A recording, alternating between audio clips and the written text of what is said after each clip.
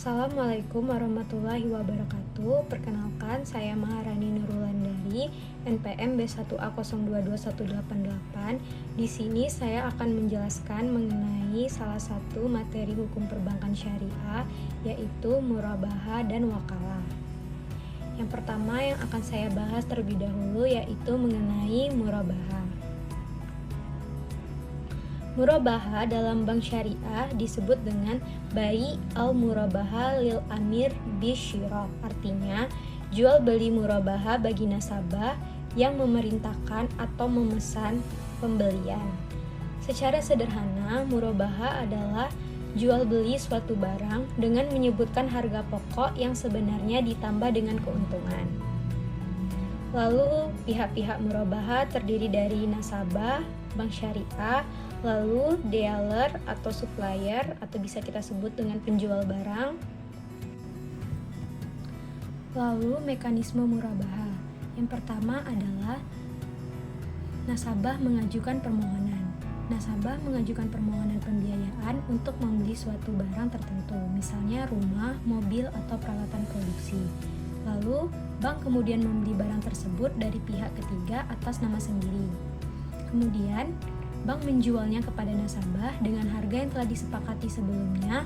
Harga jual ini terdiri dari harga beli atau harga pokok ditambah keuntungan atau bisa kita sebut dengan margin bagi bank. Lalu nasabah kemudian membayar harga jual tersebut secara angsuran kepada bank.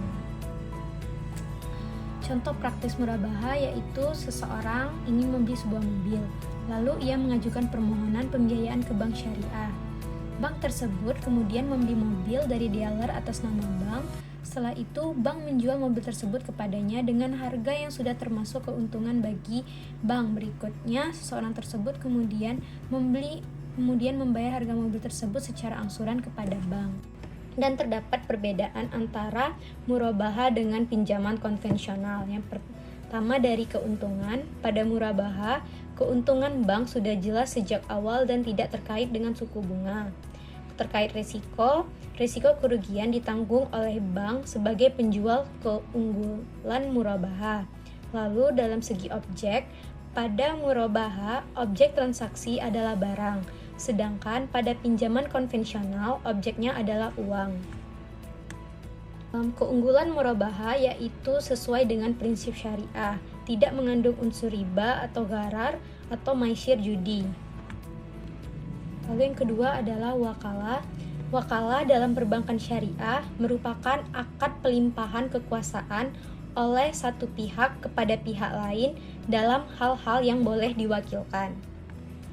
Rukun wakalah terdiri dari muwakil yaitu pemberi kuasa, lalu wakil penerima kuasa, lalu taukil yaitu objek yang dikuasakan, dan yang keempat adalah ijab kabul yaitu pernyataan saling menerima antara kedua belah pihak.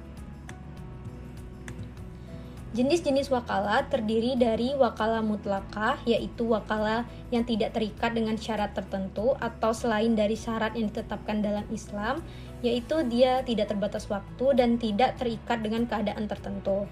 Lalu wakalah muqayyadah, yaitu wakalah yang terikat dengan syarat tertentu atau terbatas waktu.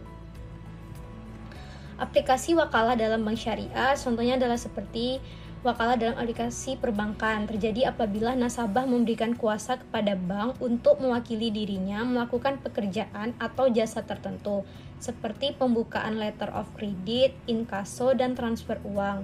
Tugas, wewenang, dan tanggung jawab bank harus jelas sesuai kehendak nasabah. Setiap tugas yang dilakukan harus mengatasnamakan nasabah dan harus mampu dilaksanakan oleh bank. Atas pelaksanaan tugasnya tersebut, bank mendapatkan imbalan atau fee berdasarkan kesepakatan bersama. Berakhirnya akad wakalah yaitu ketika pertama adalah salah satu pelaku meninggal dunia atau hilang akal, karena jika ini terjadi salah satu syarat wakalah tidak terpenuhi. Lalu yang kedua adalah pekerjaan yang diwakilkan sudah selesai. Yang ketiga adalah pemutusan oleh orang yang mewakilkan, dan yang keempat adalah wakil mengundurkan diri. Dan yang terakhir adalah orang yang mewakilkan sudah tidak memiliki status kepemilikan atas sesuatu yang diwakilkan. Jadi itulah tadi berakhirnya akad wakalah dan penjelasan mengenai murabahah dan wakalah. Terima kasih dan semoga bermanfaat.